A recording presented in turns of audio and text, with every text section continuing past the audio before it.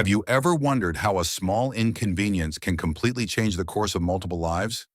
Imagine Michael Jordan, six-time NBA champion, billionaire, living sports legend, being informed that his comfortable first-class seat was mistakenly reassigned. For a man nearly 2 meters tall, being confined to a cramped economy seat is not just uncomfortable, it's almost inhumane. What happens when the greatest athlete of all time is forced to sit beside a 15-year-old boy carrying the weight of dreams far greater than his circumstances? What might be going through Jordan's mind as he catches a glimpse of the crumpled pages of a college entrance exam that could shape that boy's future? And what if this mistake in the system wasn't a mistake at all? The storm that forced their emergency landing seemed like the end of Marcus Wilson's hopes. But what if it was only the beginning of something extraordinary? Why would the CEO of a major airline personally follow Michael Jordan to an abandoned gym in a small town during a devastating storm? Today, you're going to discover how a reassigned seat, an unexpected storm, and a young man with extraordinary talent became entwined in a story no one could have predicted. And why, 6 months later, the worlds of business and sports would be transformed by a partnership born from what seemed like the worst moment in the lives of three strangers. Get ready to discover why, sometimes, our greatest challenges lead us to our greatest opportunities. Michael Jordan adjusted his black silk tie as he walked through the lobby of Atlanta International Airport. The long legs that for so many years had defied gravity on basketball courts now carried him with a mixture of fatigue and determination through the busy terminal. 3 consecutive days of charity events had taken their toll. Forced smiles for photographs, handshakes with executives, motivational speeches for underprivileged children, all part of his commitment to the foundation that bore his name. The sweat accumulated throughout the day clung the white dress shirt to his broad back, and the deep dark circles under his eyes betrayed the exhaustion he tried to hide behind his sunglasses. A businessman walked past him, instantly recognized him, and extended his hand. "Mr. Jordan, what an honor to meet you. My son is your biggest fan," the stranger exclaimed excitedly. "I appreciate the kindness," Michael responded automatically, offering a smile that didn't reach his eyes. "Always good to meet people who followed my career." The boarding gate to Charlotte was crowded with passengers when Michael arrived, 15 minutes before the scheduled boarding time. Despite the exhaustion, he maintained an upright posture and the characteristic walk that distinguished him in any crowd. Wearing a perfectly tailored suit that partially masked his impressive 6'6" frame, he drew discreet glances and occasional whispers of recognition. The large hands that once handled the orange ball with surgical precision now held a small stack of letters he hadn't had time to read during his commitments. Letters from children helped by his foundation, financial reports, and some invitations to new charity events. Michael took a deep breath, anticipating the 2-hour flight as an opportunity to finally rest in his comfortable first-class seat, far from selfie requests and autograph seekers. "Passengers on Flight 423 to Charlotte, North Carolina, we will now begin boarding for first-class and priority passengers," the gate attendant announced over the microphone. "Thank God," Michael murmured to himself, rising from his seat in the VIP lounge. "I desperately need those 2 hours of absolute peace." As he handed his ticket to the gate attendant, Michael noticed something strange. The young employee looked repeatedly from the ticket to her computer screen, her brow furrowed in concerned concentration.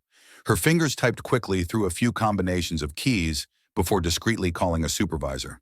The two spoke quietly for a few seconds, casting nervous glances in his direction. The supervisor, a woman of about 50 with a badge that read 25 years of service, approached him with an expression that mixed embarrassment and professional resolve. "Mr. Jordan, it seems we've had a problem with your seat," she said, avoiding direct eye contact as she continued. "Apparently there was a system error and your first-class seat has been reassigned." "Reassigned? What do you mean reassigned?" Michael asked, his deep voice reflecting more weariness than irritation. "My team booked this flight weeks ago." The line behind Michael was beginning to grow as the supervisor tried to explain the situation. Her agile fingers flew over the computer keyboard as she desperately searched for a solution. The system showed the flight completely full, with no possibility of reassignment in first class. Michael observed the woman's nervous movements, the growing blush in her cheeks as she explained that the only available seat was in economy class. A part of him wanted to protest, to demand the treatment his reservation guaranteed, but something in the supervisor's genuinely mortified expression made him reconsider. Years of fame had taught him to discern between genuine mishaps and intentional disregard. He thought about how long it would take to fix this, about the dozens of people waiting to board, about the possibility of missing the flight. His exhausted body begged for any seat, any chance to close his eyes for a few hours. "Mr. Jordan, I will completely understand if you prefer to wait for the next flight. We can arrange everything so that," the supervisor began, clearly anticipating a complaint. "That won't be necessary," Michael interrupted, taking the new boarding pass. "I'll take the available seat. Just 2 hours, I can deal with it." As he walked down the narrow aircraft aisle toward economy class, Michael Jordan felt strangely out of place. The low ceiling of the plane forced him to slightly bow his head, a constant reminder of his exceptional size in a world designed for average people. As he advanced, the whispers and stares increased, passengers surprised to see the basketball legend walking past them toward the rear of the plane. The impeccable uniform of the flight attendant guiding him contrasted with the embarrassed expression on her young face. Michael kept a neutral expression, one he had learned after years of public scrutiny, though inside he felt a mix of frustration and resignation. He knew this incident would likely become a small anecdote in sports news. The great Michael Jordan forced to fly like a mere mortal. "Your seat is 23D, sir," the flight attendant informed him with unintentional irony, pointing to a spot in the middle row. "At least the universe has a sense of humor," Michael commented with a tired smile, recognizing the coincidence with his legendary jersey number. As he approached seat 23D, Michael immediately noticed his travel companion, a slim, tall teenager with skin slightly lighter than his, occupied the window seat. The boy, who looked to be about 15, kept his eyes fixed on an open folder in his lap, his lips moving silently as if he were memorizing information. His long, slender hands, promising for a basketball player, trembled slightly as he turned the pages. He wore a simple but clean t-shirt with the faded logo of some college team and jeans that looked slightly too short for his growing legs. Michael noticed the boy's worn sneakers, not expensive or trendy models, but they were impeccably clean, as if they had been brushed especially for the occasion. There was something familiar about that scene, something that momentarily transported him back to his own adolescence in Wilmington, decades ago. "Excuse me, is this seat taken?" Michael asked formally, though the answer was obvious. "No, sir, it's free," the boy replied automatically, without lifting his eyes from the papers. "You can sit. I just need a minute to finish memorizing this." The moment the young man finally looked up at his new seat companion would be etched in Michael's memory for years. The transformation on the teenager's face was instantaneous and absolute. Eyes wide in recognition, jaw literally dropping, a sharp gasp that nearly turned into a choke. For a few seconds, the boy seemed unable to breathe or speak, frozen in a state of shock and awe that Michael had witnessed countless times throughout his career. The former Chicago Bulls player settled into the cramped seat, his long legs awkwardly folded into the inadequate space. He placed his small suitcase in the overhead compartment and turned to the teenager, who was still staring at him as if he were a ghost. Michael extended his hand in a deliberate gesture, trying to break the boy's paralysis. "Michael Jordan," he introduced himself simply, as if his name weren't known in virtually every corner of the planet. "I know who you are," the young man finally managed to reply, his voice wavering between the deep and high pitches typical of adolescence. "My name is Marcus, sir. Marcus Wilson.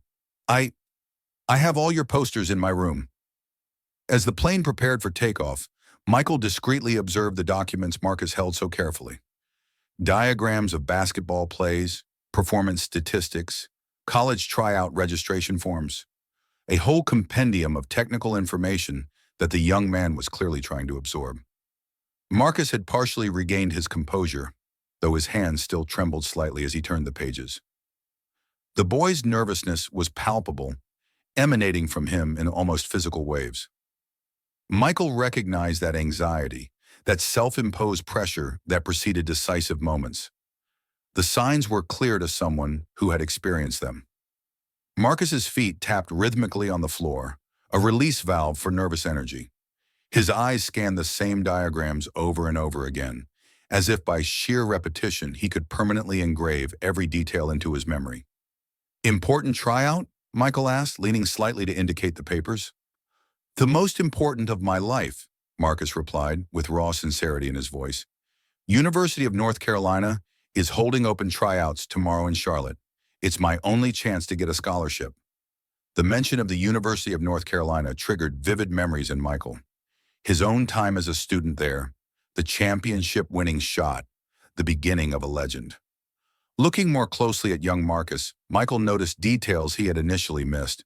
The shirt with the faded logo was actually an old promotional Tar Heels t-shirt, probably bought at a thrift store.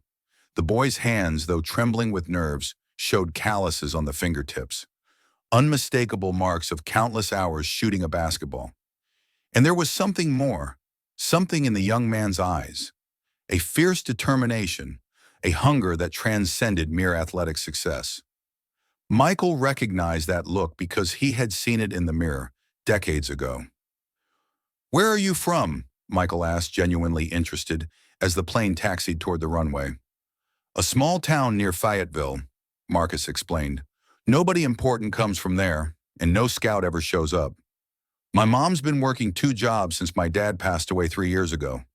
This tryout, it's not just for me." Michael nodded, fully understanding the invisible weight on Marcus's young shoulders. The flight was delayed on the tarmac due to traffic, giving them more time to talk. Michael closed his eyes for a moment, feeling the fatigue of the past few days settle over him like a physical cloak.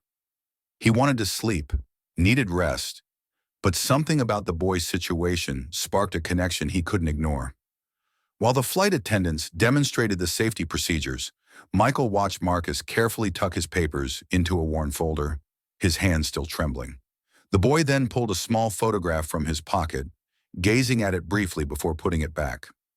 Michael caught only a glimpse, a smiling man in military uniform, arms around a younger Marcus holding a basketball. "He played too?" Michael asked softly, indicating the pocket where the photo had been stored. "Not professionally," Marcus replied, surprised that Michael had noticed the gesture. "But he taught me everything I know. He said I had the potential to go where he never could." The plane finally accelerated down the runway, the force of takeoff pressing them into their seats. Michael watched Marcus's hands grip the armrests tightly. Possibly his first experience on a plane. The former player leaned his head back, finally allowing himself to close his eyes, hoping the constant drone of the engines would lull him into a brief rest. He knew the route well, approximately 2 hours to Charlotte, enough time to recover a bit before his commitments in the city. But the sound of pages turning beside him kept him semi-conscious of Marcus's presence. The boy had pulled out the documents again as soon as the seatbelt sign turned off, resuming his intense studying. Michael half opened his eyes, watching the young man mutter plays to himself, a finger tracing diagrams while his lips moved silently. "You won't memorize everything in a few hours," Michael said calmly. "Trust me, I've tried that method before." "I have to try, Mr. Jordan," Marcus replied, his voice filled with urgency. "The other guys will have had years of professional training. All I have are these papers and a few tips I found in online videos." The plane reached its cruising altitude, and for a few minutes, Michael allowed himself to drift off. The constant murmur of Marcus reciting plays blended with the white noise of the engines, creating a strange lullaby. Even in his semi-conscious state, Michael sensed the growing anxiety in the young man beside him. That familiar pre-competition tension he knew so well. Part of him wanted to offer advice, share experiences no diagram on paper could teach. Another part, the one burdened by fame, reminded him that any deeper interaction would inevitably become a story for the boy to tell, maybe even a headline if Marcus chose to share it on social media. Years of celebrity had built a protective wall around Michael Jordan, a barrier few could truly cross. "You should rest too," Michael suggested, eyes still closed. "The body needs to be just as ready as the mind." "I can't sleep, sir," Marcus confessed. "Every time I close my eyes, I see 1,000 scenarios where I fail tomorrow's tryout." The first indication that something was wrong came approximately 40 minutes after takeoff. A slight jolt of the aircraft, something common on commercial flights, but followed by a more pronounced bump that sent Marcus's papers sliding to the floor. The boy quickly bent down to retrieve them, while Michael opened his eyes fully, years of air travel giving him a sixth sense for unusual turbulence. The cabin lights flickered briefly, and the pilot's reassuring tone sounded over the speakers, informing of a slight turbulence due to weather conditions. Michael looked out the window, beyond Marcus's shoulder, and saw the threatening darkness of storm clouds enveloping the aircraft. He cast a reassuring glance at the young man beside him, whose apprehension was visible. "Don't worry, it's just turbulence," Michael said with a calm that came from experience. "I've been through hundreds of them." "I've never been on a plane before," Marcus admitted, picking up the last of the papers from the floor. "I saved every penny for the last 2 years to buy this ticket." The second jolt was significantly more violent. The aircraft seemed to drop dozens of meters in a matter of seconds, drawing gasps of surprise and fear from the passengers. Michael felt his stomach tighten from the sudden descent, as the oxygen masks automatically dropped from the overhead compartments, swinging eerily above their heads. Marcus's carefully collected papers flew again, this time scattering along the narrow aisle of the economy class. The young man's expression turned into pure panic at the sight of his precious documents spreading out. The lights flashed intermittently, plunging the cabin into alternating periods of brightness and shadow that heightened the sense of chaos. The pilot's voice sounded again, this time with an urgency barely masked by his professional tone. "Ladies and gentlemen, we are experiencing severe weather conditions.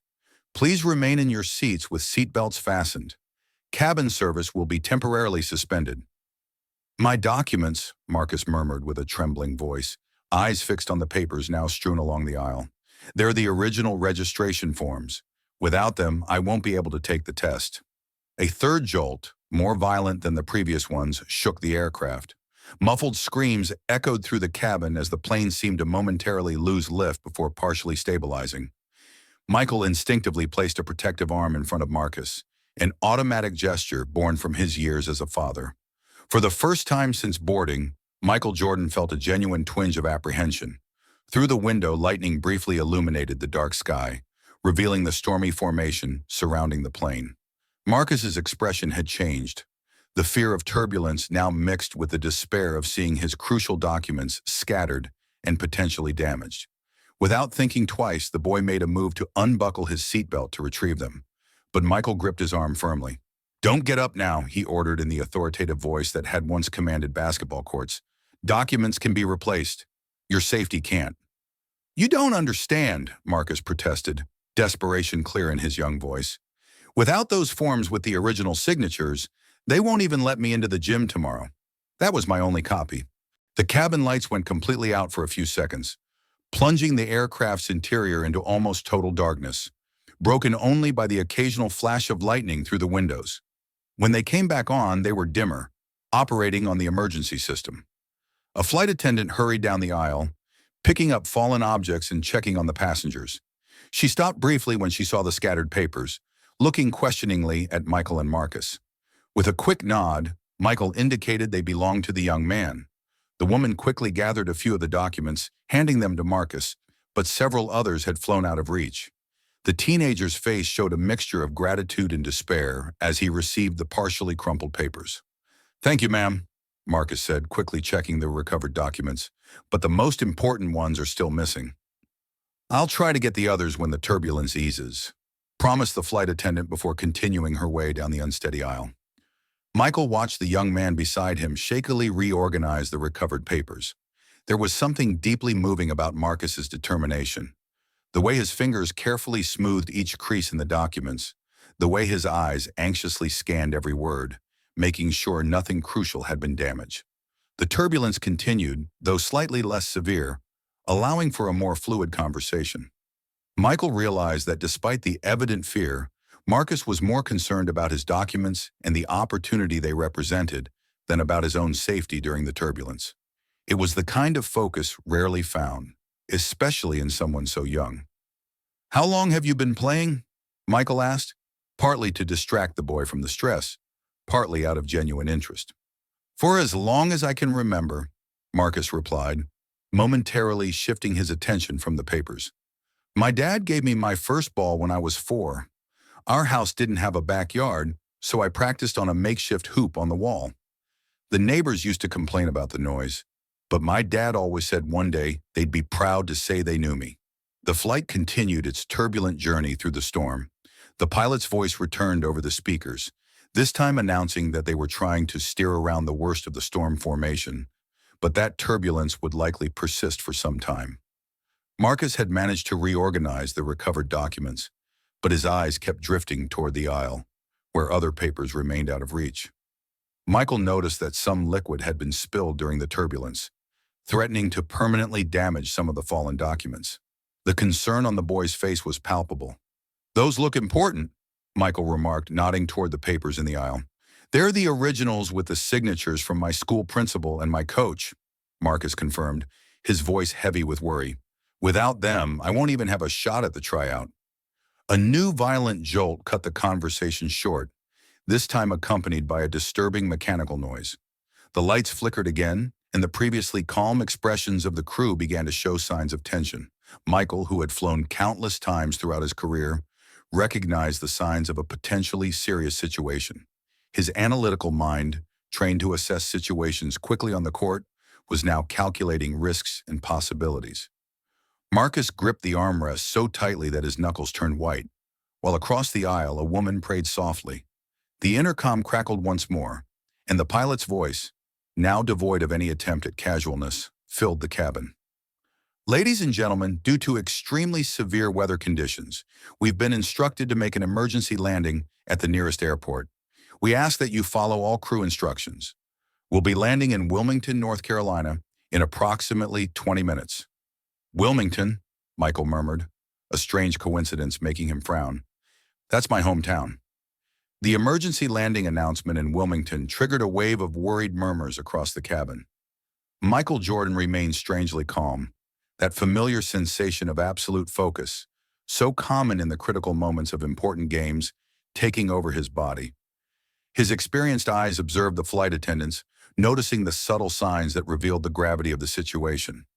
The way they checked seatbelts twice, the quick glances exchanged during the safety instructions, the way one of them gripped the intercom phone tightly. But it was the devastated look on Marcus's face that caught his attention most. The young man held the recovered documents against his chest like a precious talisman, watching helplessly as the other papers remained scattered across the aisle, now soaked by spilled liquids. His long hands trembled visibly, not just from fear of the turbulence, but from the realization of what this delay could mean for his future. If I don't get to Charlotte for the tryout tomorrow morning, it's over, Marcus murmured, his voice choked with emotion he was struggling to control. 3 years of training, all my mom's sacrifices, all for nothing. Don't think that way yet, Michael replied, his voice steady in contrast to the chaos around them. First we survive the landing, then we figure out the rest. At that moment, movement in the aisle caught both their attention. Amid the turbulence and against all safety instructions, a tall man of about 50 advanced determinedly down the unstable aircraft aisle. His meticulously tailored gray suit and authoritative posture clashed with the chaotic atmosphere of the flight. Each step was calculated, timed during brief moments of relative stability between the aircraft's jolts. Surprisingly, the crew didn't try to stop him. On the contrary, one of the flight attendants quickly stepped aside with a deference that suggested someone of significant importance. The man held a cell phone in one hand and a leather folder in the other, balancing himself with the skill of someone accustomed to navigating unstable situations, both literal and metaphorical. His gray eyes scanned the seats until they locked onto the unmistakable profile of Michael Jordan. "Mr. Jordan," he called, approaching with a determination that defied the turbulence. "William Parker, CEO of Atlantic Airways. I need to personally apologize for the issue with your seat." "Is this really the time, Mr. Parker?" Michael asked, his tone a mix of disbelief and restrained irritation. "We're in the middle of an emergency landing." The plane dropped suddenly, making William Parker grab the back of the empty seat in front of him. Marcus's remaining papers slid further down the now flooded aisle. The CEO's face turned pale for a moment, but he regained his composure with the discipline of someone used to maintaining appearances in times of crisis. His gaze briefly met Marcus's, registering the boy's presence and the documents he clutched protectively to his chest. An expression of understanding crossed his face, followed by something that looked like genuine remorse. The aircraft stabilized for a few seconds, allowing Parker to steady himself better, now holding on to the back of Michael's seat. "I sincerely apologize for the intrusion and the inconvenience with your seat, Mr. Jordan," Parker continued, leaning closer to speak in a voice meant only for Michael and Marcus. "I was just informed about the situation minutes ago, and I felt it was my duty to personally check on your well-being. Ladies and gentlemen, this is your captain speaking," the tense voice interrupted over the loudspeakers. "We are beginning our final approach to Wilmington. The storm has intensified significantly. I asked the crew to secure the cabin for emergency landing immediately." William Parker gripped the seat tighter, his face now visibly worried as he quickly checked his phone. His fingers slid across the screen, checking messages or data with barely disguised urgency. Michael noticed that the man didn't seem worried only about the rough landing. There was an added tension in his movements, an invisible weight that slightly bent his shoulders under the impeccable suit. The CEO pocketed the phone and opened the leather folder, pulling out a small black notebook in which he began making quick, nervous notes.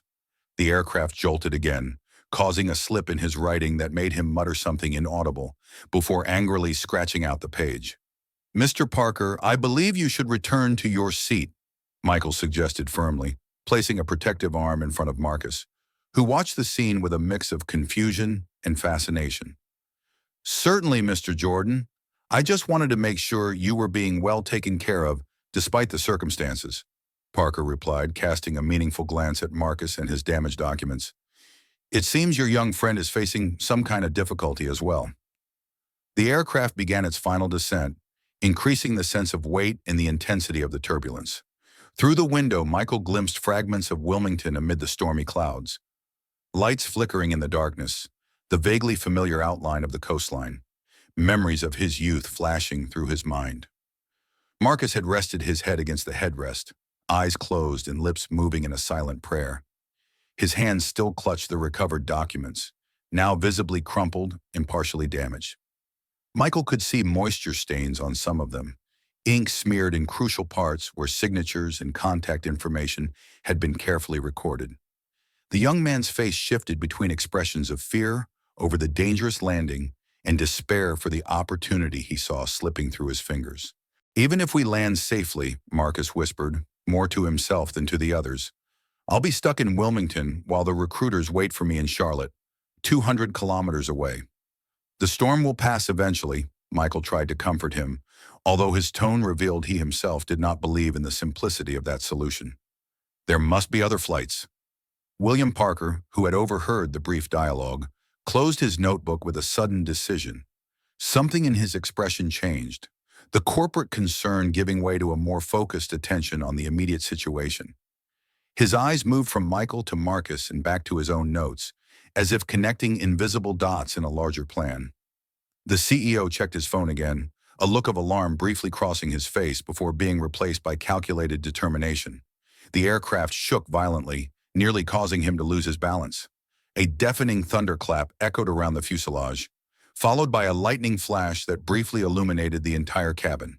To less attentive eyes, Parker appeared just a worried executive facing a difficult landing. But Michael, trained for years to observe opponents' body language, sensed something more complex behind that professional facade. "Kid," Parker addressed Marcus, leaning in to be heard over the growing roar of the engines and storm, "which university is holding this test?" "University of North Carolina," Marcus replied, surprised by the sudden interest. "Tomorrow at 9 in the morning at the main sports complex." "Why?" "Maybe we can find a solution for your situation," Parker said vaguely, making a note in his notebook before putting it away. "As long as we survive the next 10 minutes. The plane plunged again, this time with an intensity that drew screams from several passengers. The cabin lights flickered repeatedly before going out completely, leaving only the emergency aisle lights as the sole source of illumination. In the partial darkness, Michael could only see the outline of Marcus's face, eyes closed, jaw tense, the silhouette of a young man facing far more than simple turbulence. The captain's voice sounded again, now without any pretense of professional calm, the tension evident in every syllable as he instructed crew and passengers into impact position. William Parker, finally yielding to the circumstances, quickly settled into the empty seat in front, bending into the recommended position. Michael noticed the man kept discreetly checking his phone even at that critical moment, his face lit by the bluish glow of the screen, revealing a growing look of concern. "You seem worried about something beyond this landing," Michael observed, his voice calm in contrast to the chaos around. "The corporate world doesn't stop even during storms, Mr. Jordan," Parker replied without looking up. "Sometimes the turbulence in the offices can be as dangerous as what we face here." The final approach to Wilmington Airport was an experience none of the passengers would easily forget. Lightning illuminated the sky at irregular intervals, briefly revealing the city's outline below. A strange homecoming for Michael, so different from the triumphant receptions he used to receive in his hometown. The aircraft shook violently, like a boat on stormy seas, each erratic movement challenging the pilot's skill and experience. Marcus had finally stowed his documents in his backpack, tightened his seatbelt to the maximum, and assumed the impact position as instructed. His eyes met Michael's for a brief moment, no longer the look of a fan admiring his idol, but of a human seeking comfort from another during a shared moment of danger. Jordan subtly nodded, a gesture carrying decades of experience in maintaining calm under extreme pressure. Across the aisle, he could see William Parker, head between his knees in the safety position, but his fingers still moving over the phone as if every second were too precious to waste even in the face of possible disaster. "If we don't survive this," Marcus murmured, his voice barely audible under the roar of the storm and engines, "I want you to know it was an honor to meet you, Mr. Jordan." "We'll survive, kid," Michael replied with the certainty that once inspired entire teams. "And when this is over, we'll figure out how to get you to that test." The final moments of the approach were the most intense. The roar of the engines increased as the pilot struggled to maintain control of the aircraft amid the fierce storm. Side gusts shook the plane like a toy, each harsh movement accompanied by the creaking of stressed metal structure. Michael, eyes closed but fully aware, mentally rehearsed decisive moves from his career, a concentration technique he had developed for moments of extreme pressure. Beside him, Marcus was completely silent, his body stiff with tension. Ahead, William Parker alternated between checking his phone and briefly closing his eyes in what seemed like prayer. The captain's voice announced the imminent landing, his precise words masking the gravity of the situation. The aircraft descended through the last layer of clouds, visual contact with the runway finally established, the airport lights shining like a beacon in the storm. "Everyone in impact position. Impact in 10 seconds, announced a flight attendant, her professional voice breaking slightly on the last word. "Remember to breathe, Marcus," Michael instructed calmly, assuming his own position. "In through your nose, out through your mouth. Focus only on that." The moment the wheels touched down was brutal, a shock so violent it seemed to test the aircraft's structural limits. The deafening crash of the landing gear absorbing the impact reverberated through the entire cabin, followed by the sharp squeal of brakes and the roar of reverse thrust engines. The violent deceleration pushed everyone firmly into their seatbelts as the rain lashed the windows with renewed force, as if the storm was determined to claim the aircraft trying to escape its grip. Michael felt the impact in every inch of his body, but kept his composure, instinctively extending a hand to offer Marcus additional support. The boy had gone completely pale, his knuckles white from gripping the seat back in front of him. William Parker briefly lifted his gaze, his face a mask of calculated tension, before turning back to his phone.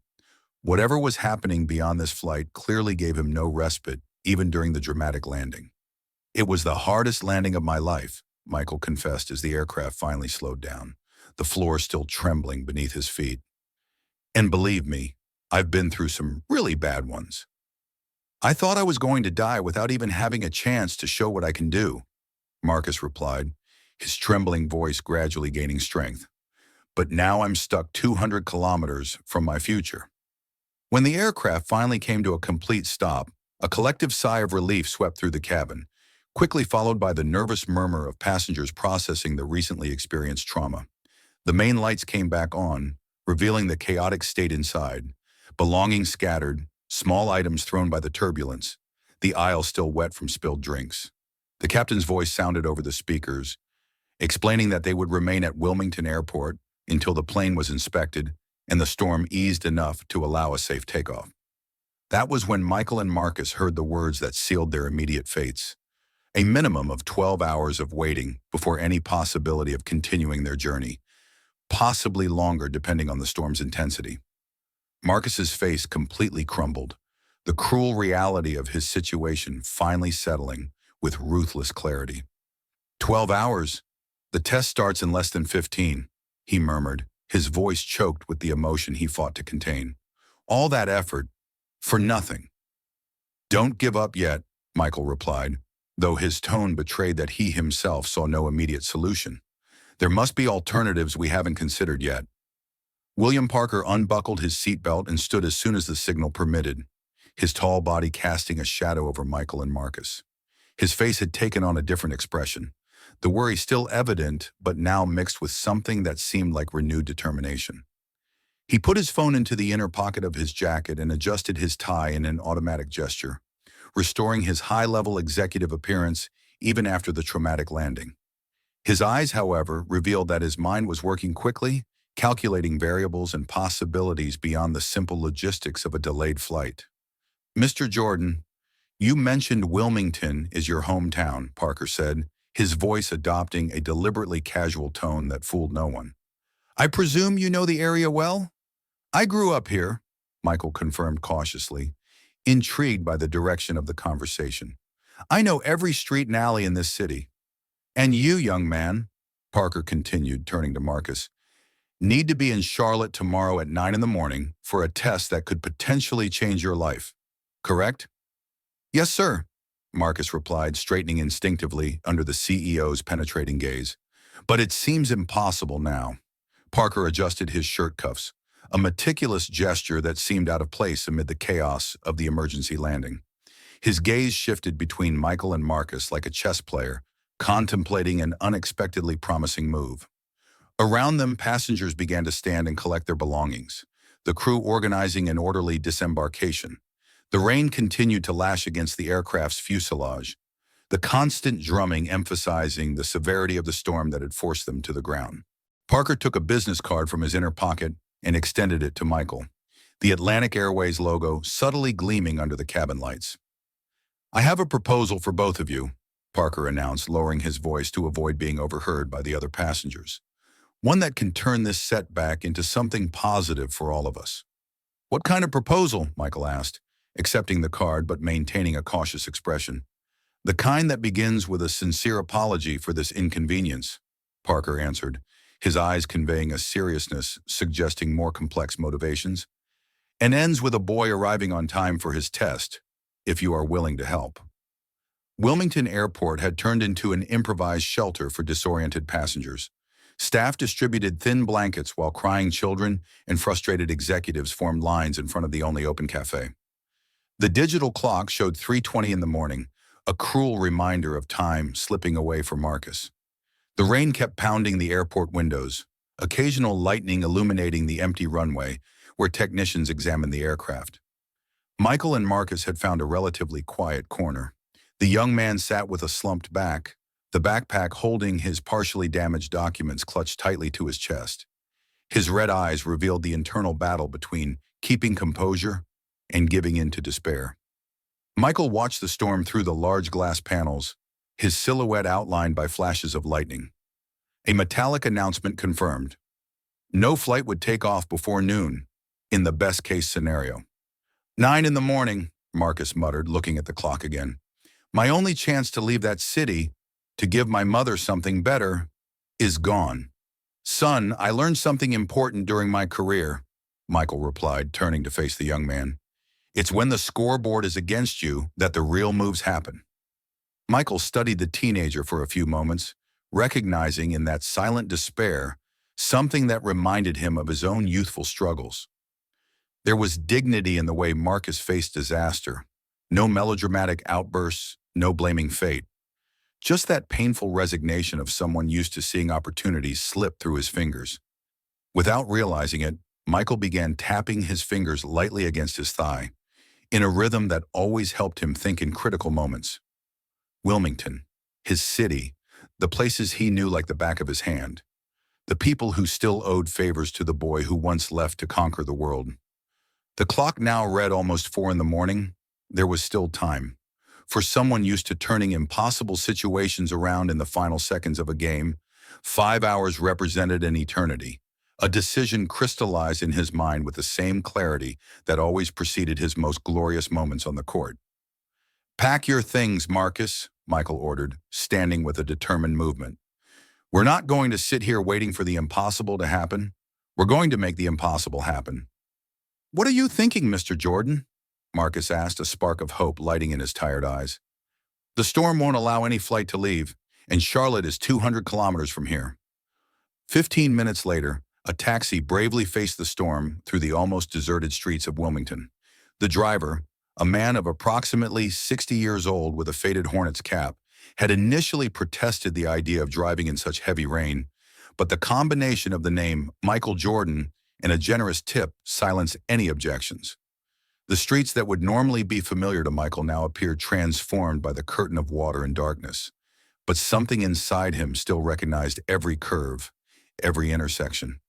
It was a strange feeling to return like this, without announcements, without crowds, just him and a desperate boy.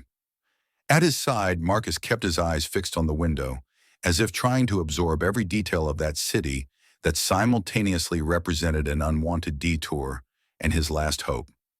When the taxi turned onto a particularly tree-lined street, something in Michael's expression changed, a deep recognition of that specific path.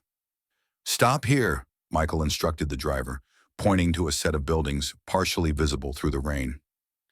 "This is Emsley A. Laney High School, my school." "Mr. Jordan, it's 4:30 in the morning," Marcus observed, confusion evident in his voice. "The school will be closed, and even if it wasn't, I don't see how this could help me get to Charlotte."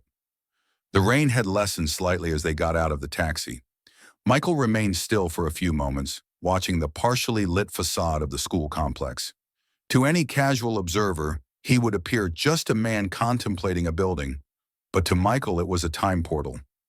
Every brick, every window carried memories, some painful, some glorious, all fundamental. With a nod, he signaled Marcus to follow him, circling around the building by a path seemingly known only to him. They reached a small side door, partially sheltered by an old tree. Michael pulled a set of keys from his pocket, selecting a specific one.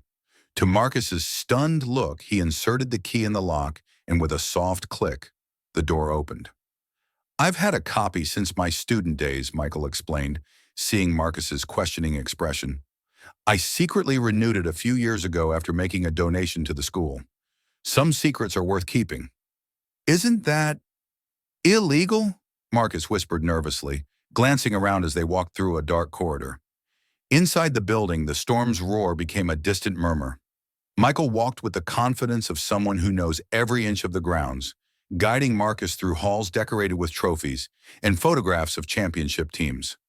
He paused briefly before a specific display case where an old photo showed an 80s basketball team, and a particularly skinny young man stood out not for his height, but for the intensity in his eyes. The corridor ended at a double door with the word GYM in worn metallic letters. Michael pushed it open, revealing the wide space partially lit by emergency lights. The characteristic smell, a mix of varnished wood, rubber, and sweat soaked over decades, hit Marcus like a physical wave. Michael walked to the center of the court, stopping exactly at the circle where so many games had begun. "This is where everything almost ended for me," Michael declared, his voice echoing in the empty space. "Sophomore year, I was cut from the varsity team. Coach Herring said I wasn't good enough." "You? Michael Jordan?" Marcus replied incredulously, stepping closer. "The greatest player of all time was cut from his own high school team?" As he spoke, Michael moved toward a small storage room adjacent to the gym, returning moments later with a slightly worn basketball in hand. His fingers spun it with the familiarity of someone who had handled that object longer than anything else in his life. With a fluid motion, he tossed the ball to Marcus, who caught it reflexively, his fingers naturally finding the right positions for perfect control. Michael watched the boy's posture carefully, the way his body instantly adjusted. There was no hesitation, just a natural harmony that could not be taught. The young man stood still, holding the ball, as if not understanding the purpose of the gesture. Michael positioned himself under one of the hoops and motioned for Marcus to come closer. "Showing me what you can do won't get me to the tryout in Charlotte," protested Marcus, though his fingers had already begun dribbling the ball unconsciously. "No, it won't," Michael agreed, watching the boy's instinctive moves closely, "but it will show me if it's worth moving heaven and earth to get you there." During the next hour, the silent gym witnessed an unlikely training session. Michael guided, demonstrated, corrected, and challenged Marcus through progressively more complex drills. What started as a simple assessment transformed into something deeper, a dialogue between generations through the universal language of sport. Michael recognized in every move of the boy an extraordinary natural talent, but he also noticed technical flaws that only lack of formal training could explain. The most revealing pattern was Marcus's errors. He didn't fail at the most difficult moves, but systematically at the simplest ones, the moments when he had time to think. His mind sabotaged what his body instinctively knew how to do. After watching the young man miss 3 consecutive mid-range shots, Michael intervened, manually adjusting his posture. "Your problem isn't technical, kid," Michael said, correcting Marcus's elbow position. "Your body knows exactly what to do. It's your mind that's in the way."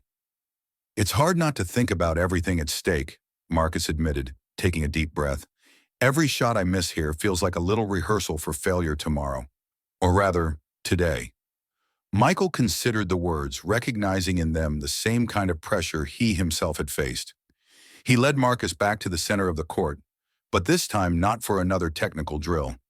He motioned for them to sit in the center circle, something that made the young man frown. The basketball rested between them like a silent third participant in the conversation. Michael studied the boy's face, the deep dark circles, the persistent tension, but especially the eyes that, despite everything, still shone with determination. "When I was cut from the team," Michael began, his voice softer, "I went home and cried alone in my room. The pain was physical, like something had been ripped out of me." "What did you do?" Marcus asked, genuine curiosity momentarily overcoming his own despair. "How did you get over it?" Michael rose in a smooth movement that belied his years, taking the ball and dribbling it slowly as he spoke. His eyes were no longer on the present, but somewhere decades ago, reliving the teenage version of himself facing what, at that moment, seemed like the end of the world. Michael shot the ball, which cut the air in a perfect arc before swishing through the hoop without touching the rim. The ball bounced a few times before rolling back to his feet, as if obeying a silent call. "I turned that rejection into the fuel that powered every minute of practice from then on," Michael finally replied. "I got there earlier, left later, and when everyone else was gone, I trained even more. It was no longer about proving something to the coach or the team. It was about proving something to myself." "But you're Michael Jordan," Marcus argued, standing up as well. "I'm just me, a kid from a small town nobody knows." The conversation was interrupted by the metallic sound of the gym door opening. Both turned quickly. William Parker entered, shaking a soaked umbrella and looking oddly out of place in that sports environment with his impeccable, though slightly rumpled suit. Under his arm, he carried the same leather briefcase, and his face showed clear signs of fatigue, but also renewed determination. He paused for a moment in the doorway, observing the scene before him. Michael and Marcus in the center of the court, only partially lit. "It wasn't hard to figure out where to find you," Parker said, approaching. "The hotel receptionist mentioned that Michael Jordan had asked about taxis to Laney High School. I decided to bring the news personally." "What news?" Michael asked, his tone revealing instinctive caution. Parker's presence transformed the dynamic of the space. The executive walked to the side of the court, carefully observing the relationships between the displayed trophies, the old photographs on the walls, and the man Jordan had become. There was something calculating in his gaze, as if he was connecting pieces of a complex puzzle. Marcus remained close to Michael, the basketball now held under his arm, a posture that unconsciously sought protection. Parker finally stopped near them, but kept a respectful distance. "I managed to confirm that the storm won't let up for at least the next 8 hours," Parker reported, briefly consulting his phone. "All flights remain canceled, and even the main roads have restricted traffic due to flooding." "So that's it," Marcus murmured, defeat finally showing in his voice. "It's really over." Marcus's phone vibrated at that moment, breaking the growing tension. The young man took it out of his pocket with hesitant movements, as if fearing yet another bad news on an already heavy night.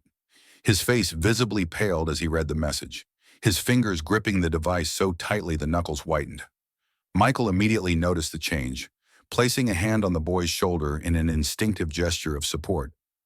Parker also noticed the transformation, pausing his organization of documents to watch the scene with renewed attention. "It's my mother," Marcus informed, his voice reduced to little more than a whisper. "She fell at work. She's being taken to the hospital now." "How serious?" Michael asked, gently squeezing the young man's shoulder. "I don't know. The message is from our neighbor," Marcus replied, eyes now brimming with tears. "It just says she fell and hit her head, the ambulance took her, and that I should try to get back if I can." The impact of this new information was visible in Marcus's whole body. His shoulders slumped as if an invisible weight had been added, his legs momentarily seeming unable to hold his weight. The basketball slipped from his arm, bouncing a few times before rolling across the polished floor. The sound echoed in the silent gym, a rhythmic counterpoint to the sobs the young man desperately tried to hold back. Michael kept his hand firmly on Marcus's shoulder, while Parker watched the scene with a complex expression, genuine empathy mixed with something that almost seemed like opportunity. "First the test, now my mother," Marcus muttered, voice broken. "She's been working 2 jobs since my father died, all to give me this chance. And now—" "Marcus, breathe," Michael instructed with gentle firmness. "We need more information before panicking. Can you call the neighbor? The hospital?" William Parker approached, his expression revealing a decision made. He quickly put away the documents and took his personal phone out of his pocket. He typed something swiftly before addressing Marcus directly, his voice adopting a tone more human than the corporate professionalism he'd shown until then. "Which hospital was your mother admitted to?" Parker asked, phone ready for a call. "I have medical contacts at several institutions. Maybe I can help get information quickly." "Memorial Hospital of Fayetteville, probably," Marcus replied automatically, surprised by the offer of help. "It's the closest to our house." Parker made the call immediately, stepping away a few paces for more privacy. Michael took the moment to guide Marcus to the sideline bench, encouraging him to sit and breathe deeply. The young man now seemed completely defeated. The inaccessible test, the hospitalized mother, all his dreams crumbling at once. Parker returned a few minutes later, his face revealing mixed news. "Your mother is stable, Marcus," Parker reported, putting the phone away. "Work accident. She slipped on a wet floor and hit her head. Mild concussion, some stitches, and possibly a fractured wrist. No life risk, but she'll need a few days to recover and probably weeks off work." "Weeks without working?" Marcus repeated, the financial implication clearly adding a new layer of worry. "We don't have savings for that long, and her insurance is basic. Doesn't cover everything." The storm outside now seemed like the perfect metaphor for Marcus's life.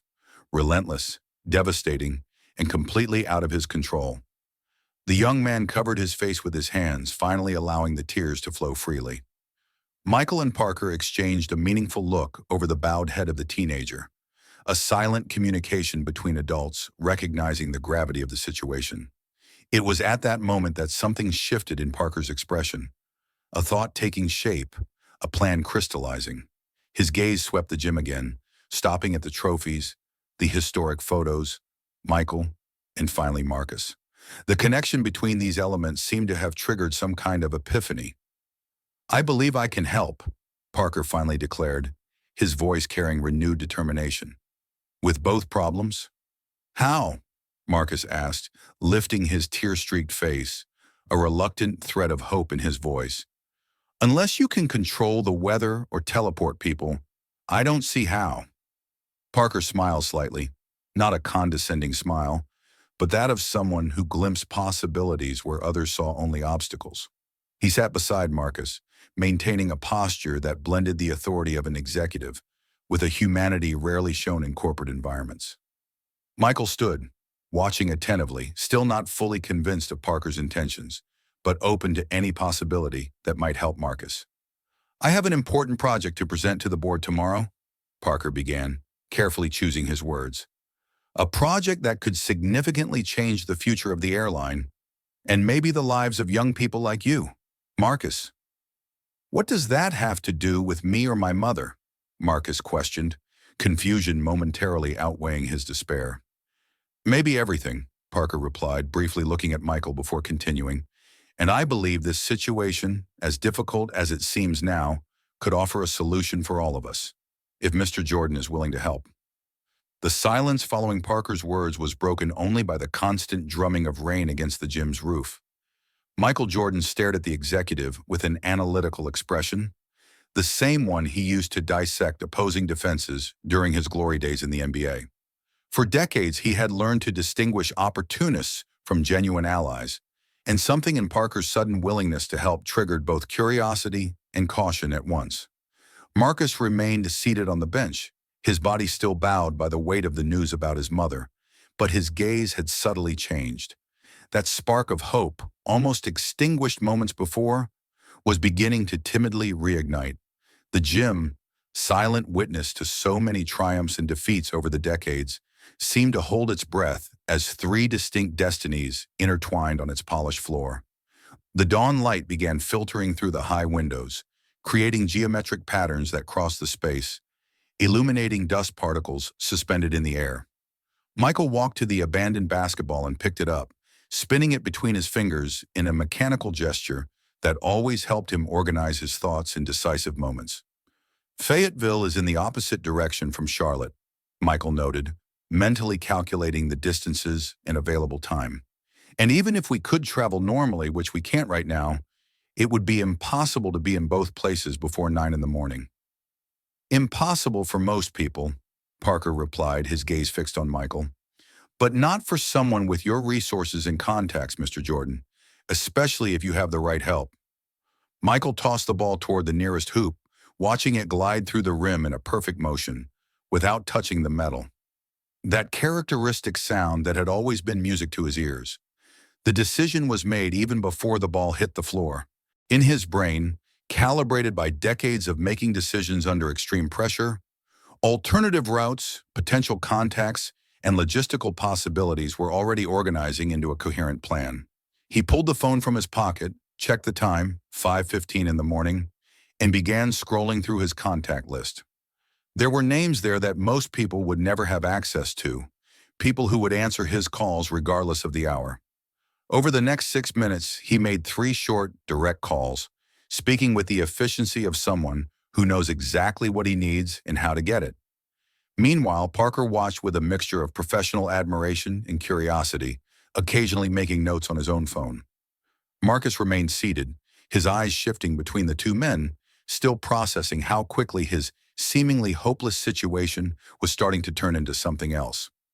Douglas is prepping the jet to take off as soon as the storm opens a window of opportunity, Michael announced, finishing the last call. We should have a break around 7 a.m., according to private meteorology. Enough time to visit your mother in Fayetteville and then get to Charlotte before 9. A private jet? Marcus asked, his voice wavering between disbelief and hope. Mr. Jordan, I can't afford that. My family can barely... Michael raised his hand, interrupting the young man with the same gesture that had silenced countless interviewers over the years. There are situations in life that transcend negotiations, moments when generosity expects no return. This was one of them. He moved closer to Marcus, sitting beside him on the bench, the physical proximity establishing a connection words couldn't. Parker, sensing the nature of the moment, discreetly moved to the other side of the gym, apparently absorbed in a new call, giving them privacy. The CEO gestured animatedly on the phone, his face lighting up with what seemed like a sudden inspiration, occasionally glancing at Michael and Marcus as if they were at the center of some larger plan he was formulating in real time. The morning light now fully flooded the gym, transforming the previously dark space into something almost ethereal, dust particles dancing in the beams of light like tiny stars. "Marcus, listen to me carefully," Michael began, his voice taking on a tone he rarely shared with strangers. "There are moments in life that define who we are and who we will become. This is one of those moments for you. Don't worry about money or costs. That doesn't exist in this conversation."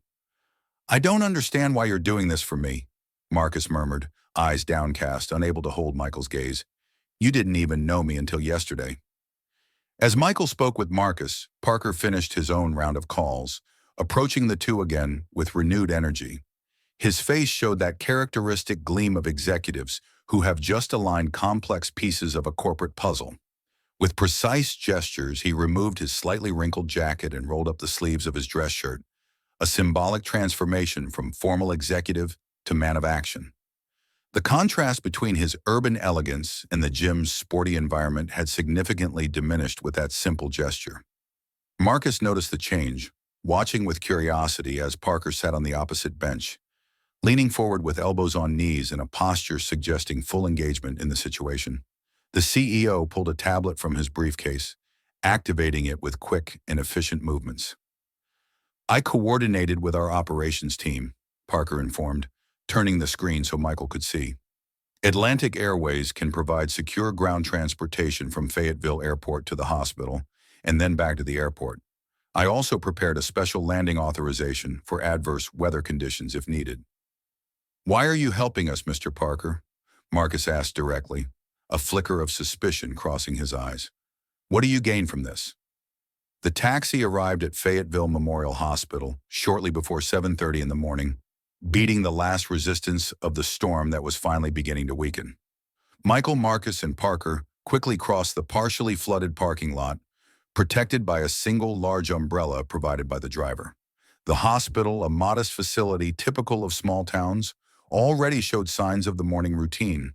Nurses changing shifts, doctors arriving for the first rounds, patients' family members waiting in the lobby with expressions of worry identical regardless of social class or background. At reception, the mention of Parker's name immediately changed the dynamics of service. The receptionist, who had initially seemed overwhelmed and slightly irritated by the early arrival of more visitors, transformed her expression upon recognizing the CEO of the regional airline, one of the state's largest employers. Within minutes, they were led through sterile corridors to the third floor, where Marcus's mother had been admitted. The young man walked slightly ahead, his steps quickening as they neared the room, anxiety visible in every movement. "Mr. Jordan," Parker called softly, lightly holding Michael's arm to slow him down, allowing Marcus to move several meters ahead with the nurse. "Could I have a word with you in private?" "Be quick and direct," Michael replied, keeping his eyes on Marcus, who was now turning down the hallway. "I've already noticed there's more to your help than simple altruism."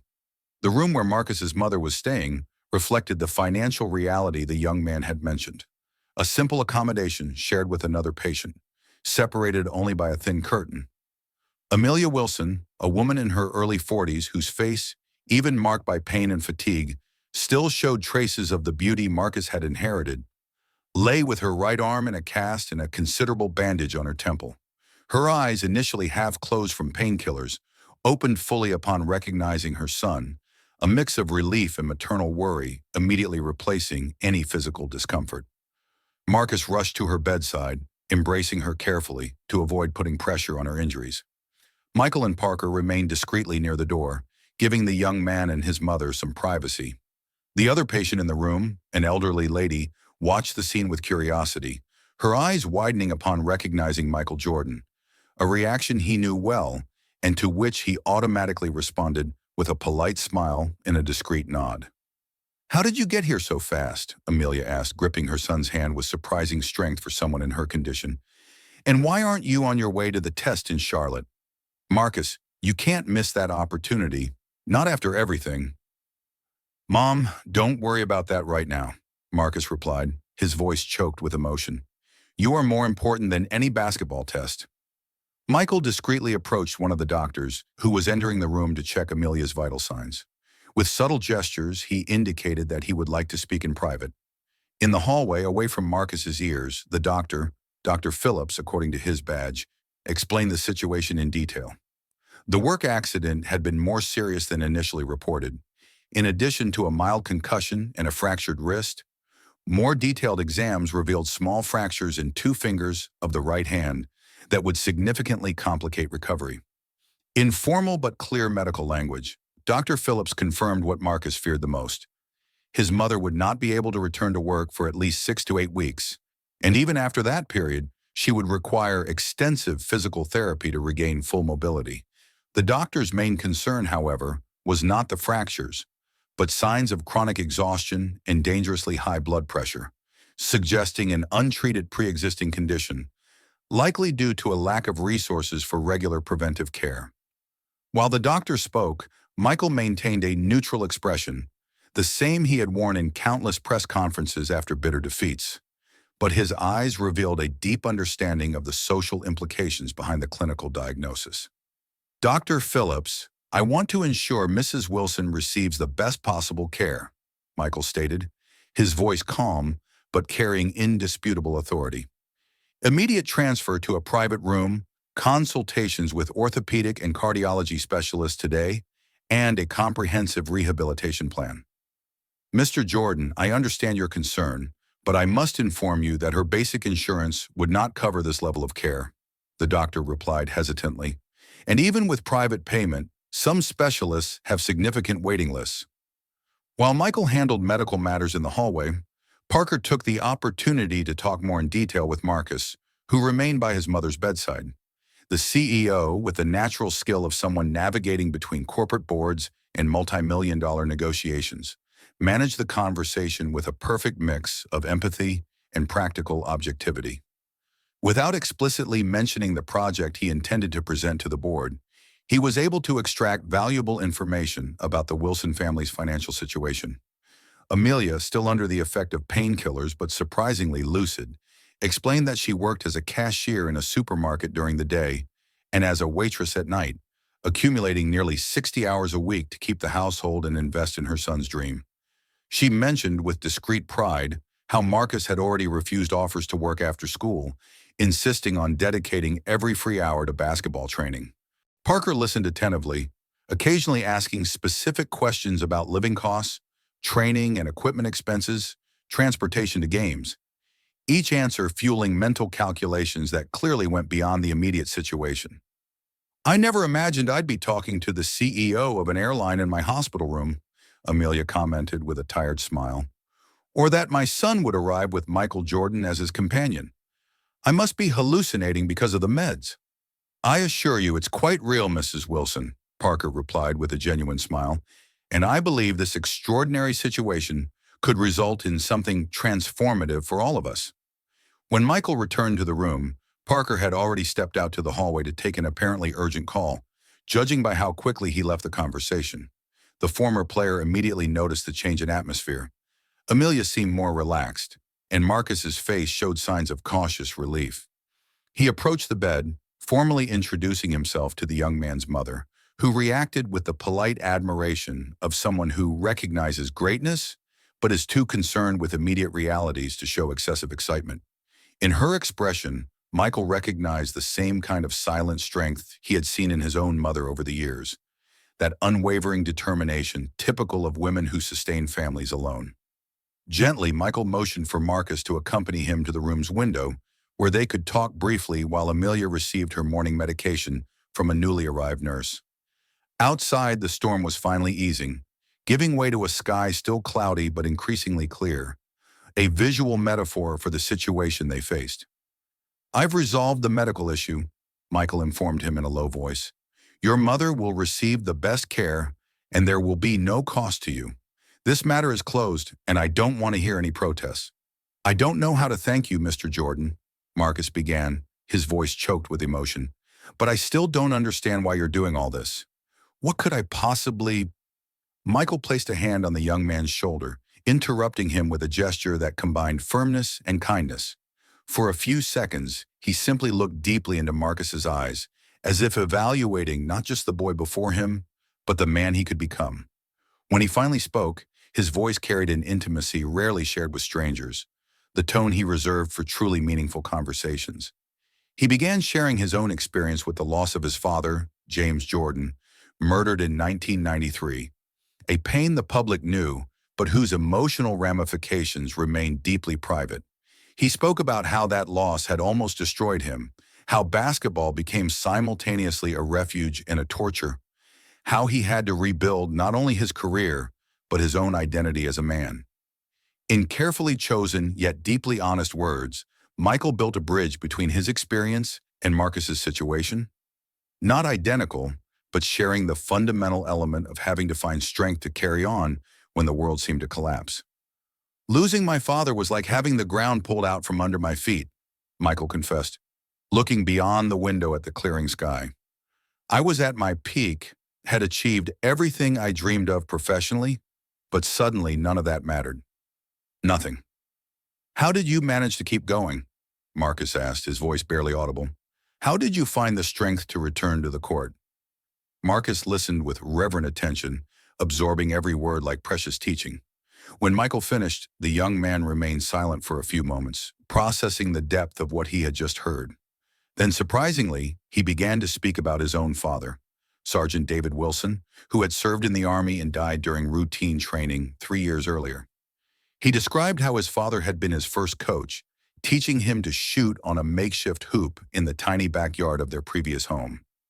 He revealed how, in their last conversations before his death, his father had confessed his own unrealized dream of playing professionally, and how he saw in Marcus the chance to fulfill what fate had denied him. As he spoke, Marcus pulled from his wallet a worn photograph, the same one Michael had glimpsed briefly on the plane, showing father and son smiling, a basketball between them. The emotion in his voice was palpable, but there was also a growing determination, as if voicing those memories aloud to Michael Jordan somehow solidified his own resolve. My father used to say I had something special, something that couldn't be taught, Marcus shared, looking at the photo. Basketball was never just a sport to me. It's a promise I made to him before he passed. I understand that better than you can imagine, Michael responded, his gaze meeting the young man's. Sometimes we play for ourselves, sometimes for the team, but the most important times we play for something bigger, something that transcends the court. The moment was interrupted by Parker's abrupt entrance into the room, his face revealing a tension that had not been there minutes before. He gripped his phone excessively tightly, his gaze shifting rapidly between the device and his wristwatch. He gestured to Michael, indicating urgency, and they both stepped into the hallway, leaving Marcus momentarily confused by the interruption. In the empty corridor, Parker explained the situation in a low, hurried voice. The Atlantic Airways board had moved up the meeting to present the new project to 9 a.m., exactly the same time as Marcus's tryout in Charlotte. The official reason was that one of the key members needed to travel abroad later that day. But Parker suspected internal maneuvers by a group of executives backing a competing project. The implicit message was clear. If Parker was not there to personally defend his proposal, the board would approve the rival project, effectively burying 3 years of his work. As Michael absorbed this information, his phone vibrated with a message from his private jet's pilot. The storm had opened a safe window for takeoff, but they would need to depart within the next 20 minutes to seize the opportunity. We have a serious problem, Parker announced, running his hand through his hair in a gesture unusual for his usual composure. I need to be in Raleigh at 9 to save my project, exactly when Marcus should be in Charlotte for his test. And we still have to deal with the situation here, Michael added, his mind already calculating alternatives. The doctor just informed me that Marcus's mother needs to be transferred immediately to a better-equipped hospital in Raleigh. Her heart condition is more serious than we thought. At that exact moment, the hospital's loudspeaker system issued an urgent call to the medical team on the 3rd floor, the floor where they were. The mentioned code sparked an immediate rush of nurses and doctors toward Amelia Wilson's room. Michael and Parker exchanged a look of instant understanding before running back, only to find Marcus in panic as the doctors surrounded his mother's bed. One of the monitors was emitting an insistent alarm, and technical words were quickly exchanged among the medical team. Dr. Phillips, now wearing a stethoscope, cast a worried look at Michael while instructing a nurse to prepare some kind of emergency medication. The expression on the doctor's face confirmed what the emergency call had already suggested. The situation had drastically worsened, and the next few hours would be crucial. The hospital waiting room transformed into the center of a crossroads of destinies. Michael Jordan stood by the window, watching the storm that, after a brief lull, was intensifying again. His imposing silhouette contrasted with the darkened sky, while his fingers tapped rhythmically against the windowsill, a subconscious habit that always surfaced in moments of crucial decisions. A few meters away, Marcus sat with his head down, hands clasped in a gesture that blended prayer and despair. His shoulders rose and fell at an irregular rhythm, betraying the internal struggle to hold back tears that threatened to overflow. On the other side of the room, William Parker paced in circles while speaking quietly on the phone, his face alternating between expressions of concern and calculated determination. The medical corridor monitors still displayed Amelia Wilson's stabilized vital signs after the crisis had been controlled by the doctors, but the need for transfer to a specialized cardiac center had become even more urgent. The clock on the wall showed 7:50 in the morning, just over an hour before the basketball test in Charlotte and Parker's crucial presentation in Raleigh. The doctors managed to stabilize her, but the risk of a new episode is significant, Dr. Phillips reported, approaching Michael with medical records in hand. The transfer to Raleigh Memorial is not just recommended, it is absolutely necessary within the next 2 hours. And the private jet is our only viable option for safe and fast medical transport under these conditions, Michael replied, his gaze still fixed on the storm beyond the window. The same jet that would take Marcus to Charlotte in time for his test. The dilemma crystallized with ruthless clarity. The private jet Michael had arranged was simultaneously Marcus's only chance to arrive at the test in Charlotte and the safest way to transport Amelia for specialized treatment in Raleigh. The nearest air ambulance was unavailable due to the storm, and ground transportation would be dangerously slow given the patient's condition. Parker ended his call and approached the two, his expression revealing he was facing his own moral conflict. The presentation that could define his career versus the human commitment he had taken on with this family he barely knew. For a few moments, the three men remained silent, each immersed in their own internal calculations of priorities and possibilities. It was Michael who finally broke the silence, his eyes reflecting that characteristic determination that once transformed seemingly certain defeats into memorable victories. "Parker, I need you to get me half an hour alone to make some important calls," Michael requested, already pulling his phone from his pocket. "And I need the exact name of the UNC recruitment coordinator who will be at the test today." "Coach Thompson is responsible for the selection process," Marcus replied promptly, raising his tear-streaked face. "Richard Thompson. But Mr. Jordan, it doesn't matter anymore. My mother needs that jet, not me." Michael stepped into the empty corridor, dialing numbers he hadn't used in decades. His posture conveyed a confidence that contrasted with the gravity of the situation, as if he could bend reality through sheer force of will, a skill he had demonstrated countless times on the courts, but now faced obstacles far beyond opposing defenses. In the next 28 minutes, he made 6 different calls, his voice shifting between tones of cordial persuasion, appeals to old camaraderie, and occasionally the unequivocal authority of someone who had built an unparalleled legacy. With each call, his expression subtly changed, from hopeful to frustrated, from insistent to resigned, until finally he returned to the waiting room with a look both Parker and Marcus immediately recognized.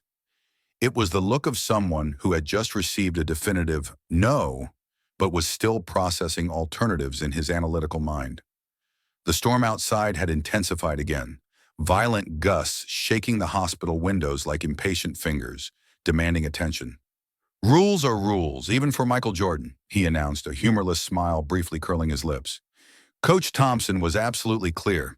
The tests happen exclusively at the scheduled date and time. No exceptions. They've opened exceptions before, and it created problematic precedents. "I knew it would be like this," Marcus murmured, his eyes returning to the floor. "Maybe it just wasn't meant to be. The important thing now is that my mother is okay."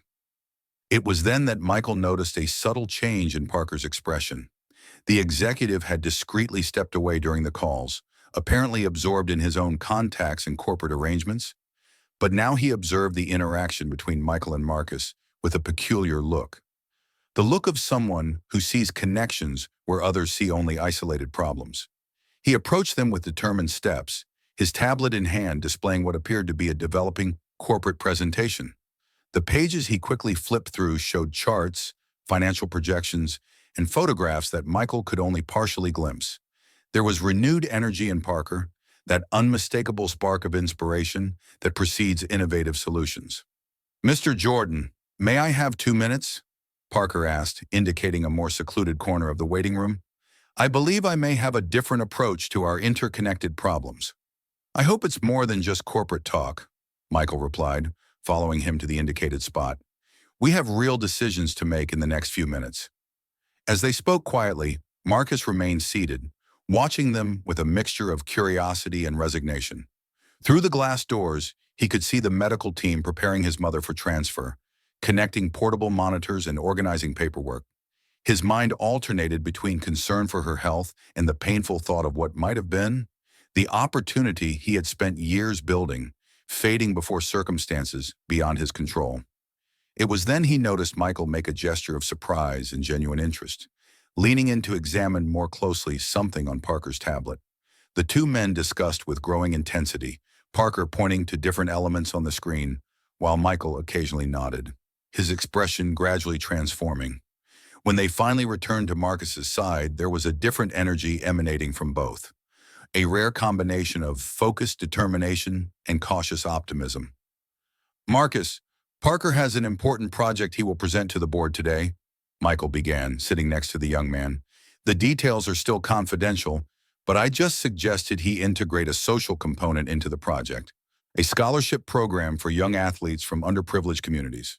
A program that would offer not only affordable transportation for competitions and university tests, but also mentorship and educational support," Parker added, his gaze shifting between the tablet and Marcus. His situation would be the perfect example of the need this initiative would address. The proposal Parker was now refining, with Michael's input, was potentially transformative for everyone involved. The executive would present to the board not only his original project, but an expanded version that would include the scholarship program, using Marcus's story as the perfect example of the need it would serve. Michael, in turn, would offer his official endorsement of the initiative, a celebrity sponsorship that would instantly raise the project's profile and practically guarantee its approval by the board. In exchange, Parker would ensure that Marcus's mother received priority medical transportation to Raleigh, using airline resources rarely made available to non-executives. As for the missed test, Michael had a different proposal that would require Marcus's acceptance and commitment. A demonstration video of his skills filmed right there in Wilmington as soon as his mother's situation stabilized, which Michael would personally forward to his contacts at UNC with a formal recommendation. "I can't promise it will work," Michael admitted with rare frankness, "but I can guarantee your performance will be seen by the right eyes, even if outside the traditional selection process." A direct recommendation from Michael Jordan is worth more than any standardized test, Parker added with evident conviction, especially for a university where his legacy is practically sacred. While processing the proposal, Marcus asked for a few minutes to see his mother before she was prepared for transfer. Leaving Michael and Parker to finalize logistical details, he headed to the hospital room, finding Amelia conscious but visibly weakened. Seeing him enter, she extended her uncast hand, a gesture that instantly transported Marcus back to his childhood.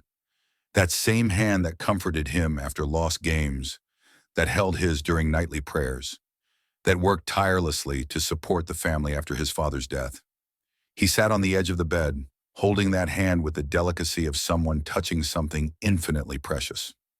Words seemed inadequate, so they remained silent for a few moments, communicating through that simple contact more effectively than any elaborate conversation could. "I'm sorry about your test," Amelia said finally, her voice weak but determined. "I know how much it meant to you, to us." "There will be other opportunities," Marcus replied, surprised at the calmness in his own voice. "What matters now is that you get well. Dad would understand that better than anyone." When Michael entered the room a few minutes later, he found a scene that deeply moved him. Marcus and his mother were holding hands, heads bowed, eyes closed in silent prayer. There was an intimacy and strength in that moment that transcended the fragility of the circumstances, a connection that painfully reminded him of his own relationship with his parents. He remained respectfully at the door, hesitant to interrupt something so personal, but aware of the relentless deadlines they faced. It was Marcus who noticed his presence first, raising his eyes with a changed expression. There was still concern, but also a resolution and maturity that hadn't been there hours before. Michael recognized that look immediately, having seen it many times in his own reflection. It was the gaze of someone who had just found inner strength beyond what he thought he possessed. "Mr. Jordan," Marcus called, signaling him to come closer. "My mother would like to personally thank you for everything you're doing for us." "There's no need for thanks," Michael replied, approaching the bed and surprising himself by joining his hands with theirs in a spontaneous gesture. Sometimes paths cross exactly when they're meant to. The moment was interrupted by Parker's abrupt entrance, his normally composed face now marked by genuine urgency. Without preamble, he informed them that the weather conditions had drastically worsened in the last 20 minutes. The brief window of opportunity for flights had completely closed, with winds of nearly 100 kilometers per hour sweeping the region. All commercial and private flights were officially canceled until further notice, including air ambulances. Ground transportation was also facing dangerous conditions, with reports of fallen trees and flooding on several main routes. The situation that had already been challenging had effectively become impossible. Not only was Marcus's test definitively lost, but the urgent medical transfer and Parker's presence at the board meeting had also become unfeasible by conventional means. "The air traffic controller was absolutely clear," Parker explained, showing weather updates on his phone. "Nothing takes off or lands for at least the next 12 hours. The storm has turned into something close to a Category 1 hurricane." "And what about my mother's transfer?" Marcus asked, concern again dominating his expression. "The doctor said it was urgent, that it couldn't wait." "And what about your project and the board?" Michael added, realizing the full implications of the situation. "Without you there, will they greenlight the competing project?" Parker didn't need to answer verbally. His look said it all. The storm had effectively blocked all conventional routes, putting lives, careers, and dreams on forced hold. The three exchanged looks, each processing the full ramifications of what this new development meant. It was then that Michael Jordan, known worldwide for his refusal to accept defeat, took a few steps toward the hospital window, watching the furiously devastating storm outside. His reflection in the glass showed an expression familiar to any basketball fan, that unmistakable blend of relentless determination and strategic calculation that always preceded his most legendary moves. When he turned back to face Parker and Marcus again, there was something different in his eyes, that spark that transforms obstacles into challenges and impossibilities into opportunities. "If neither air nor roads are options," Michael began, his tone revealing an idea had taken shape, "then we need a third way that no one has considered yet." "Unless you can walk on water, I don't see how," Parker replied, fatigue and frustration finally showing in his usually controlled voice. "Not on water," Michael corrected, a confident smile forming on his lips, "but under it. Parker, you said Atlantic Airways has partnerships with other transport companies, right? Including maritime." The gray waters of the Cape Fear River roared violently as the small naval tugboat braved the storm, navigating determinedly against the current, strengthened by torrential rains. On the lower deck, hastily adapted to accommodate a medical stretcher, Amelia Wilson was constantly monitored by two paramedics Parker had secured through contacts in the Coast Guard. Michael Jordan, firmly leaning against the metal wall, maintained eye contact with Marcus, silently transmitting the confidence the young man desperately needed in that moment. Parker, meanwhile, had transformed a small navigation compartment into an improvised office, simultaneously coordinating the medical rescue operation and preparing for his remote presentation to the airline's board. The vessel, originally used to assist large ships in the Wilmington port, had unexpectedly become the third way Michael had envisioned, immune to blocked roads and turbulent skies, following the natural course of the river to Raleigh, where ambulances waited at the port to receive Amelia. Vital signs stable, oxygen saturation at 95%, one of the paramedics reported, adjusting the supplemental oxygen. We will arrive at Raleigh Port in approximately 40 minutes, current conditions considered. And the Riverside High Gym is confirmed for the improvised tryout, Michael confirmed, ending a call on his cell phone. Coach Thompson agreed to watch remotely if we managed to establish a decent live stream. As the boat laboriously pushed against the current, an extraordinary plan was taking shape.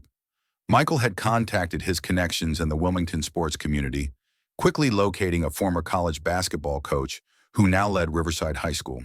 Within minutes, he obtained permission to use the school gym for an improvised tryout that would be broadcast live to UNC recruiters.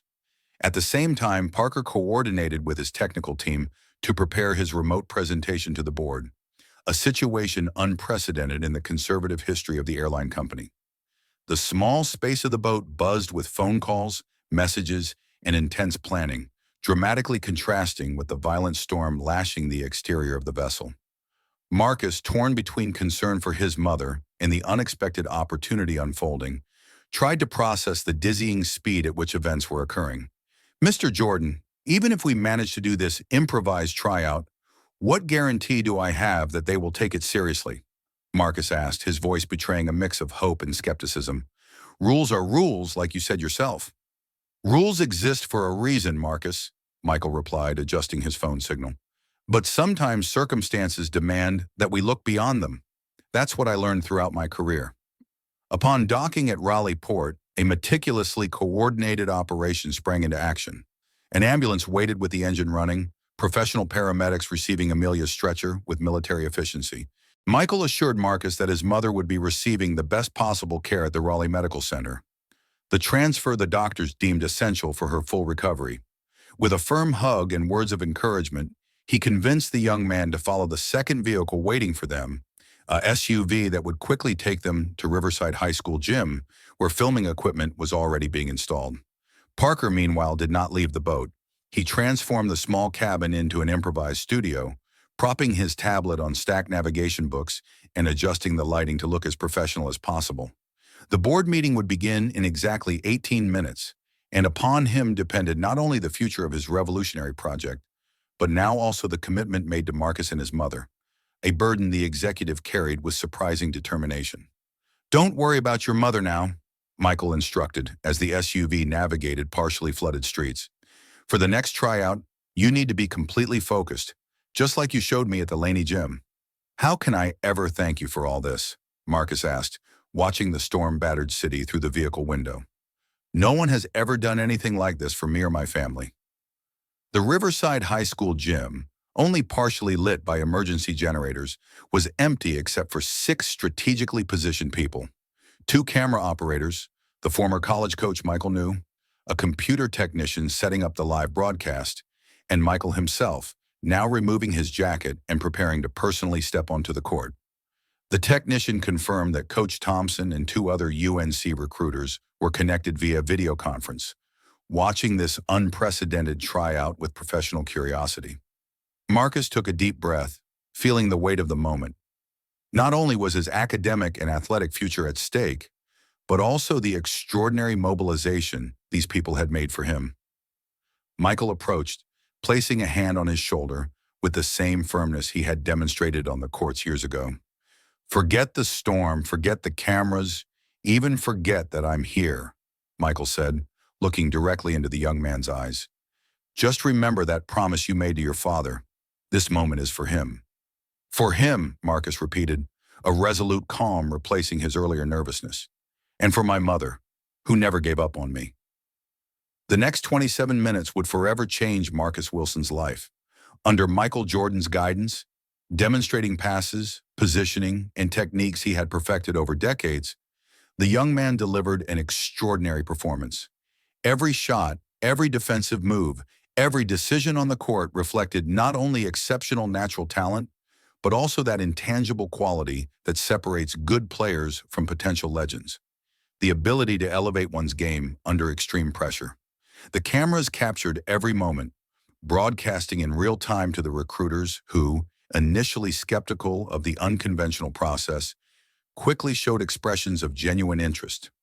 Simultaneously, miles away, Parker concluded his remote presentation to the board, explaining how the storm that delayed his arrival had ironically inspired the most important dimension of his project.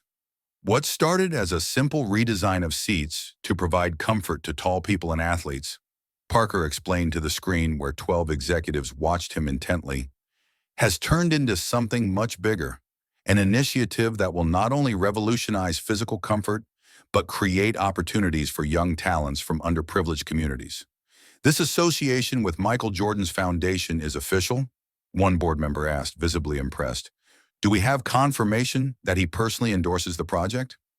6 months later, the Atlantic Airways corporate auditorium in Charlotte was filled with guests for the official presentation of the Wings Above program. On stage, William Parker, in an impeccably tailored suit, stood at center alongside Michael Jordan, whose presence inevitably magnetized every gaze.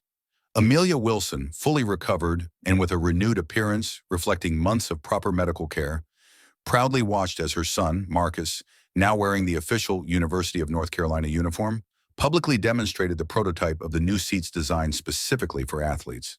Screens around the auditorium alternated between technical images of the revolutionary project and photographs of young athletes who had already benefited from the scholarship program in its first months of implementation. The Wings Above seats represent more than just an improvement in comfort, Parker explained to journalists and investors present. They symbolize a commitment to dignity and inclusion in air travel, recognizing that different bodies deserve properly designed spaces, and the scholarship program has already identified 17 young talents in underserved communities, Michael added, his voice carrying the authoritative weight that defined his entire career. Talents who, like Marcus, could have been lost simply because of logistical and financial barriers. When the moment came for questions from the press, a journalist raised the issue that many had curiously wondered about. How exactly had this unlikely partnership between Atlantic Airways and Michael Jordan begun? The former player and the executive exchanged a knowing glance before Parker took the microphone, finally revealing the truth behind what everyone had believed was a system error in seat allocation. The truth is, there was no mistake at all, Parker confessed, provoking surprised murmurs from the audience. As part of our market research for the project, we deliberately relocated some tall passengers and athletes to standard economy seats, observing their reactions and collecting qualified data about the discomfort experienced. In other words, Michael interjected with a smile blending amusement and admiration for the boldness of the strategy. I was an unwilling guinea pig for the project I now fully endorse. The auditorium erupted in laughter and applause at the revelation. Marcus, who until that moment had been unaware of this detail, looked at Michael with renewed understanding. The chance that had placed the basketball legend beside him on that flight was no chance at all, but a corporate decision that unexpectedly changed the course of countless lives. When the conference officially ended and the guests moved toward the cocktail reception, Marcus approached Michael and Parker, now united not only by a business project, but by a shared experience that transcended professional and personal barriers. A deliberate mistake that changed everything, Marcus observed, his voice reflecting the profound transformation the last few months had brought to his life. Who could have imagined that a swapped seat would lead to all this? Sometimes the greatest challenges lead us to our greatest opportunities, Michael replied, briefly embracing the young man who now walked confidently toward a future that once seemed impossible. You just have to have the courage to turn obstacles into stepping stones. If the journey of Michael Jordan and Marcus Wilson touched your heart, subscribe to the channel, like the video, and discover now the next exciting story we have prepared for you. See you soon. And before you go, comment where you are watching from and tell me, what did you think of the ending of this story?